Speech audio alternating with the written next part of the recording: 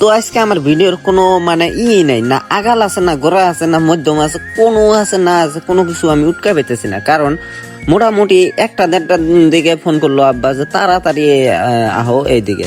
তা আমি তো চিনি না, আমার বাপেক নিয়ে গেলাম, সেই জন্যে মানে আমার দাদাকে নিয়ে গেলাম জায়গাটা চিনার জন্য। ওইখানে মানে গুইয়ার পুলি কিনে নিছে, গুইয়ার গাছের।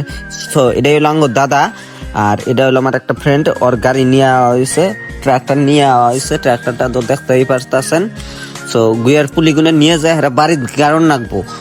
তো এইভাবে আমরা আইগাইতেছি আর ভিডিও করতেছি। কিন্তু আজকে ভিডিও করতে খুব প্রবলেম হয়েছে। কারণ ভিডিও করার মানে কামটা করা লাগে বেশি না। কাম দেখলে তো আমি কাম চোর, কাম তো করবারই পাই না আমি।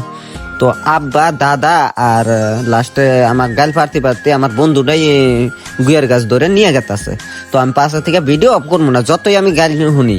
আমার বর্তমান প্রফেশনাল হয়ে গেছে ভিডিও। আমার দাদা আর আমার বন্ধুটা মনে হয় খালি আজকে আমাকে মারি জানি ভিডিওর জন্য। তো কোনো প্রবলেম না, আমি এখন ভিডিও চালাই যাবো নন স্টপ। তো চাই ওই গুইয়ার গাছগুলো কিন্তু একদম মানে এত ওজন, আর কি কম মানে বেকরা নাই গে যাইগে জীবনে তো তার মধ্যে না কাম করিই নাই কে।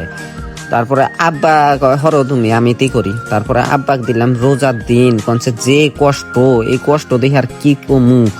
তো কষ্ট না করলে তো আর কিষ্ট মিলবো না, না ভাবি। কিন্তু আমি কাম করি না তো আমার ভাবতেই দিন যায়। তো এনে সবকিছু রেডি করতেছে। মোটামুটি 16টা না 14টা গুইয়ের গাছ নিয়ে আইলাম, মন নাই সঠিক। তো আমাকে দেশে 5 মুঠা ধরবার নিয়ে গিয়ে আমি ধরে হারি মানে পুরো বেকরা হয়ে গেছে গিয়ে, এত ওজন। আর সামনে যদি দিল নি, কি অবস্থা যে হইলো নি আজকে আমার।